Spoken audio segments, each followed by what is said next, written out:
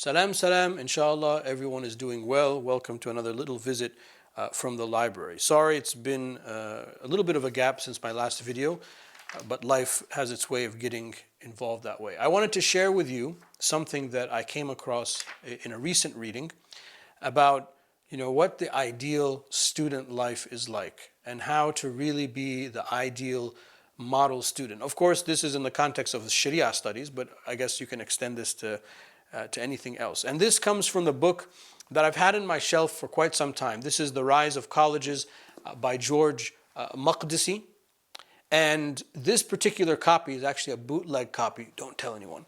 But I picked this up in one of my trips to Damascus many, many years ago. And it's a book. I've heard that name. I know George Makdisi is a well-known Orientalist, Arab origin. And I know that this book was highly praised, and I've heard different people talk about it. And this was in the early years of Amazon. And I was just walking through a bookstore, and I found it. But I mean, mashallah, it's very well bound. I mean, the pages are like what they call in Arabic chamois, which is, this like kind of a cream colored. It's very nicely bound. But it's a complete bootleg. It's a Xerox copy. And in this part of the world, sometimes when you can't have access, they'll download a PDF, and I guess they'll make a production. And I've had this on my shelf forever. Completely forgot about it. I can't remember why I picked it up, but I did pick it up a couple months ago, and I've been carrying it with me, and I finally got down to reading it. And it's a great book that talks about sort of it's Iraq focused, Baghdad focused, but the rise of Muslim colleges and centers of learning, which is a topic for me that's very, very important, and also something that I'm also keen about learning with the Iraqi experience, the Azhari experience, with the Sunni experience, learning about the Shia experience, how Islam was taught at these centers. Anyway, this is a long quote that Makdisi translates, who's a very strong, has a strong command of the Arabic language. And this is a long passage, about 3 pages, 2.5, 3 pages, so permit me to read it to you, from none other than al-Latif al-Baghdadi, who died in the year 629 of the Hijrah, or 1231 of the Common Era. And al-Latif al-Baghdadi is one of these polymath scholars. He seems to have been everywhere, met everyone, wrote about everything. He's very famous amongst the Azhar, Egyptian Azhar circles, because he has a book or two about the pyramids. So when he came to Egypt, he actually described the pyramids. He described the etchings that were on the side of so apparently a long time ago, the side of all of the pyramids had like writings on them, like hieroglyphics and things like that. He actually went inside the pyramids. And, a little bit of that Egyptian nationalism, we get very excited. Anyway, so he was also a physician. So a lot of his biographical information comes from Tabaqat al-Atibba, the book that talks about the physicians. But this is, his biographer narrates this quite extensive, it's about 2.5 pages. So let me tell you, according to this great scholar, al-Latif al-Baghdadi, radiallahu anhu, what the good life of a student is supposed to be. So I begin. Every night as you go to bed, you must call yourself to account and look to see what good deed you have accomplished during your day, thanking God for it, and what evil deed you have committed, that you may ask His forgiveness, resolving not to repeat it. Then concentrate on what good deeds you can perform the next day, asking Him to help you do them. Right? So this is I will pop in every now and then, but this is an example of al-muraqaba, right? How to put up the day for review, as the Stoics would call it, and do this act. An auditing. Continuing. I commend you not to learn your sciences from books unaided, even though you may trust your ability to understand. Resort to professors for each science you seek to acquire, and should your professor be limited in his knowledge, take all that he can offer until you find another more accomplished than he. You must venerate and respect him, and if you can render him assistance from your worldly goods, do so. If not, then do so by word of mouth, singing his praises. When you read a book, make every effort to learn it by heart and mastering its meaning. Imagine the book to have disappeared, and that you can dispense with it, unaided by its loss. Once you apply yourself eagerly to studying a book, trying to understand it, take care not to work on another, spending on it time which should be reserved for the one alone. So a lot of times as students, we just, oh, there's another book here, oh, there's another book there, and kind of we get distracted and we never really finish what we're doing. That's what he's addressing. Also, take care not to work on two subjects all at once. Rather, devote yourself steadily to the one subject for a year or two, or whatever period is necessary. Then when you have achieved your purpose with it, pass it on to the next. Nor should you suppose that when you have acquired a science, you can rest easy. On the contrary, you will have to keep it up so that it will grow and not diminish. The way to do this is to keep it in fresh rehearsal, calling it often to mind. And if you are a beginner, by reading aloud and studying and holding discussions with your peers. If an accomplished scholar, then by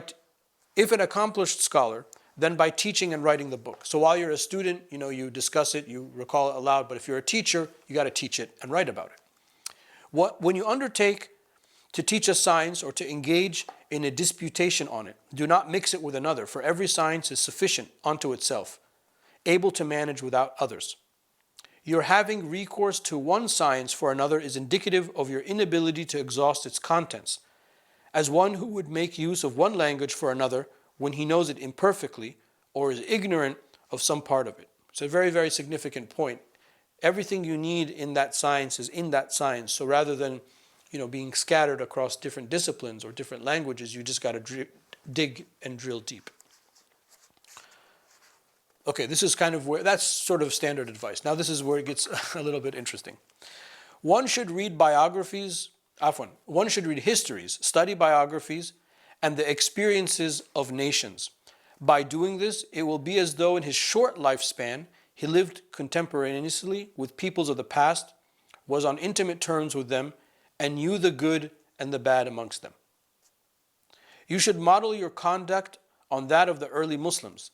Therefore, read the biography of the Prophet, ﷺ, study his deeds and concerns, follow in his footsteps, and try your utmost to imitate him.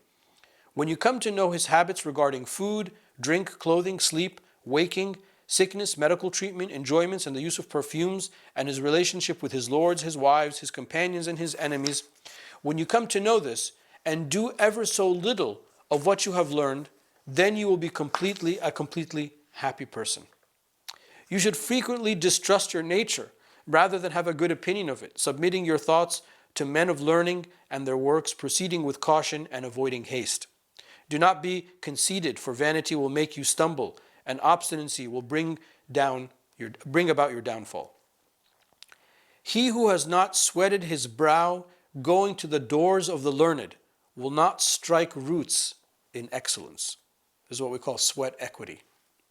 He who has not been put to shame by the learned will not be treated with deference by the people, and he who has not been censured by the learned will not prevail. And maybe in another time I can share with you some of my most embarrassing stories as a student at al-Azhar. He who has not endured the stress of study will not taste the joy of knowledge. He who does not toil will not prosper. When you have finished your study and reflection, okay, so that's after a full day of toil and struggle and teachers and memorization. He says, when you have finished your study and reflection, occupy your tongue with the mention of God's name and sing his praises, especially at bedtime, so that your very essence becomes soaked up and your imaginations permeated with him, and you talk to him in your sleep. When you experience some joy or pleasure in worldly things, remind yourself of death and the transient quality of life and its various frustrations. When something saddens you, say, we belong to God and to him we return. Inna lillahi wa inna ilayhi raji'un. When you commit a heedless act, say, I seek God's refuge or forgiveness, astaghfirullah. Keep the idea of death ever before your eyes and make learning and piety your provision on the road to the hereafter. When you want to disobey God, seek out a place to do so where he cannot see you. But know that people serve as the eyes of God on his servant, showing them the good that is in him, though he may hide it, and the evil, though he may conceal it, so that his innermost self is exposed to God, and God exposes it to his servants. Meaning that, you can't really sin because God sees everything, and you will be embarrassed publicly at some point. Take care, therefore, to make your innermost self better than your outward self, and your private life more radiant than your life in public. Do not complain if this world should turn its back on you, for were it to turn its attention to you, it would distract you from the acquisition of excellent qualities. Rarely does a rich man delve deeply into learning, unless he is very high-minded, or that he became rich only after having acquired his learning. I am not saying that this world turns away from the seeker of knowledge. On the contrary, it is he, meaning the seeker of knowledge, who turns away from it, because his efforts are dedicated to learning. So he has no time left for things worldly, and worldly things are acquired only through avidity and much thought given to their ways and means. So when he neglects the means to acquire them, they do not come to him of themselves. Moreover, the seeker of knowledge is too high-minded to be involved in base occupations, demeaning profits, all sorts of trafficking, lowering oneself to men of wealth and waiting in attendance at their doors. One of my friends has this verse to say in this regard, a verse of poetry. He who strives earnestly in quest of the sciences is allowed by their dignity to escape the baseness of avid acquisition. 2 more paragraphs. All methods of acquiring the things of this world call for spare time, skill, and complete application. The student occupied with his studies is capable of none of this. Yet he expects the world to come to him without having the means at his disposal. That it seek him out without him striving for it, as he would for anything else, that is wrong and excessive on his part. On the other hand, when a man masters his subject and becomes famous for it, he is courted from all sides, and offers of posts are made to him. The world comes to him submissive, and he takes it without sacrificing his dignity, his honor, and piety are kept chaste. And then he concludes. Know that learning leaves a trail and a scent proclaiming its possessor, a ray of light and brightness shining on him, pointing him out, like the musk merchant whose location cannot be hidden, nor his wares unknown, like the torchbearer walking in the deep black of night. Moreover, the learned man is esteemed in whatever place or condition he may be, always meeting people who are favorably disposed to him, who draw near to him and seek his company, gratified in being close to him. Know too that the sciences seep away, then spring forth for a time.